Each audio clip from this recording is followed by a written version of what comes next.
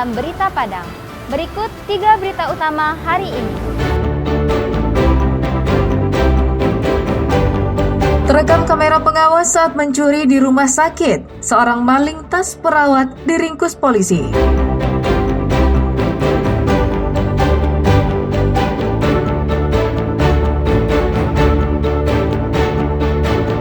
Menghindari tabrakan dengan sepeda motor, truk semen terbalik masuk jurang di 50 kota.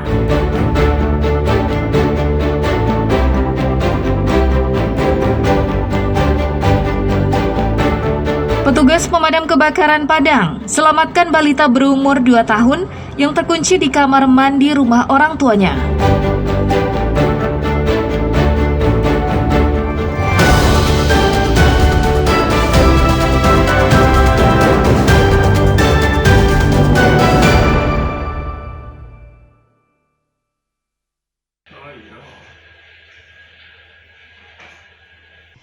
Dalam sebuah rekaman kamera pengawas milik Rumah Sakit Semen Padang, terlihat jelas seorang pemuda melakukan pencurian di rumah sakit tersebut Jumat pekan lalu. Pelaku yang beraksi seorang diri ini menggasak sebuah tas milik tenaga medis di tempat penyimpanan barang yang berisikan uang tunai, telepon genggam, dan surat berharga. Berselang sehari, polisi berhasil meringkus Arya, sang pencuri. Pasalnya, wajah Arya ternyata sangat dikenal polisi. Ternyata pelaku telah 6 kali keluar masuk penjara karena kasus yang sama. Karena identitasnya telah diketahui, polisi dengan mudah menciduknya. Dari tangan Arya, polisi menyita barang bukti, 1 tas curian berisikan surat berharga milik korban. Sedangkan uang dan telepon genggam telah dijualnya, dan uangnya dipakai untuk keperluan sehari-hari. Untuk yang dicuri oleh pelaku adalah sebuah tas yang berisikan sejumlah uang dan surat-surat berharga lainnya. Untuk pelaku mengintai saat korban lengah atau lagi tertidur, disitulah pelaku melancarkan aksinya. Untuk pelaku R lebih kurang 6 kali, yang untuk saat sekarang ini sudah yang ke-7 masuk ke lembaga pemasyarakatan. Pelaku dikenakan pasal 363 KUHP tentang pencurian dengan ancaman hukuman di atas 5 tahun penjara. Tertangkapnya residivis berkali-kali dalam kasus yang sama menjadi pertanda jika pembinaan yang dilakukan di lembaga pemasyarakatan tak berjalan optimal. Alfi melaporkan dari Padang.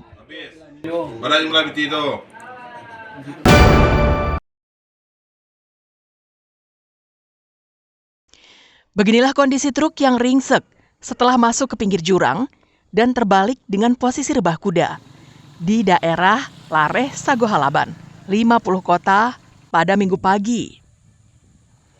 Truk yang bermuatan semen untuk pengerjaan proyek pengecoran jalan ini mengalami kecelakaan saat melintasi jalur sempit dan menikung tajam di kawasan Lareh Sagohalaban. Menurut keterangan Rengga Pratama, sopir truk yang juga menjadi korban, ia berusaha menghindari pengendara sepeda motor yang menerobos sistem buka tutup jalan dari arah berlawanan pada Sabtu malam. Usai kejadian, pengendara sepeda motor kabur ke arah Payakumbuh. Untungnya sopir truk tidak mengalami luka-luka dan berhasil dievakuasi warga serta pekerja proyek di lokasi. Jalur ini merupakan akses utama antar kabupaten dan masih dalam tahap pengerjaan perbaikan jalan. Soalnya pas mau masuk ada motor kencang sebelah kanan ya. Jadi pas berhenti mau maju dikit, motor tuh mepet, jadi nggak tahu ban kiri udah jatuh, Bang. Sekarang semen dipobek buat pengecoran jalan ini. Mau tujuan? Dekat sini, Halaban. Oh, Halaban. Oh, proyek ini ya, dah? Iya, proyek pengecoran ini. Jalan di Lareh Sagohalaban ini sedang dalam proses pengecoran. Satu sisi yang telah kering sudah bisa dilalui kendaraan secara bergantian dengan sistem buka tutup. Kasus kecelakaan ini masih ditangani oleh polisi dari Satlantas Polres Payakumbuh. Ikhlasul Ihsan melaporkan.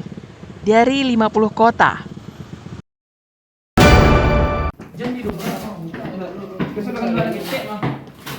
Sejumlah petugas pemadam kebakaran berupaya menyelamatkan seorang balita laki-laki yang masih berumur 2 tahun yang terkunci di dalam kamar mandi di daerah Padang Pasir, pusat kota Padang. Dengan menggunakan linggis, petugas harus berhati-hati mencungkil pintu kamar mandi yang terkunci dari dalam. Petugas tidak berani membuka paksa dengan mendobrak pintu karena khawatir mengenai balita itu. Proses evakuasi ini berlangsung sekitar setengah jam. Pintu kamar mandi akhirnya bisa dibuka dan balita itu dibawa keluar petugas dalam kondisi selamat. Sebelumnya, Dinas Pemadam Kebakaran Padang mendapatkan laporan dari ibu balita jika anaknya terkunci di kamar mandi saat hendak mengganti popoknya. Balita itu masuk lebih dulu ke kamar mandi dan mengunci pintu dari dalam hingga tidak bisa dibuka ibunya. Balita berumur kurang lebih 2 tahun, dia terkurung selama 15 menit lantaran orang tuanya mau membuka pempes. Kesulitan tadi cuma kita membuka dari level pintu kamar mandi, berhubungan dia pintunya kan pintu baru gitu kan, bukannya lama, kita pakai buku kambing sama obeng tadi. Balita biasa saja, cuman dia menangis karena cemas terkurung di kamar mandi. Peristiwa ini harus menjadi pelajaran bagi orang tua agar selalu mengawasi anak-anaknya, apalagi jika mempunyai anak yang masih balita. Alfi melaporkan dari Padang. Bidan desa ke kampung halaman. Meski berenang bukan menjadi salah satu syarat untuk menjadi seorang bidan, namun kepandaian berenang itu ternyata mendukung pelaksanaan tugas. Seorang bidan dari Puskesmas Simpang Tonang Pasaman harus berenang menyeberangi sungai selebar hampir 20 meter untuk mengunjungi pasiennya yang berada di Jorong Sinuangon, Nagari Cubadak Barat, Pasaman. Demi tugas kemanusiaan, dengan menyandang tas peralatan medis di punggungnya, Bidan Dona menantang arus deras dan berenang untuk mencapai daerah seberang. Hal ini dilakukan karena jembatan gantung satu-satunya yang ada di daerah itu rusak dan belum diperbaiki. Saat sekarang, jembatan itu hanya mempunyai lebar sekitar 25 cm dan tak layak untuk dilewati.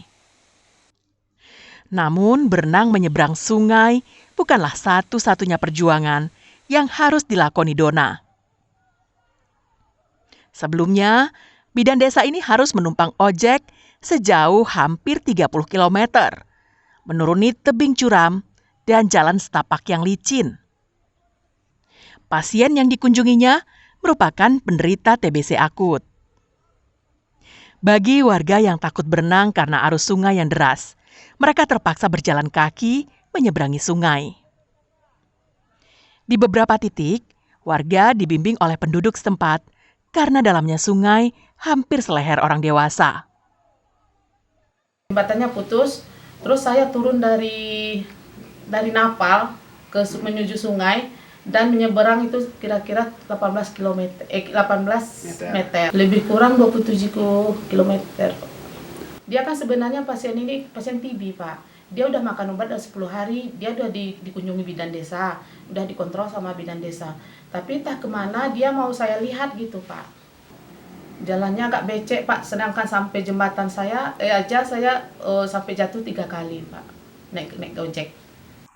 Masyarakat mengharapkan pemerintah Kabupaten Pasaman untuk memperbaiki jembatan agar dapat dipergunakan untuk berbagai keperluan. Pasalnya, jembatan ini menjadi jembatan satu-satunya menuju ke Jorong Sinuangon, Nagari Cubadak Barat. Fauzan melaporkan dari Pasaman.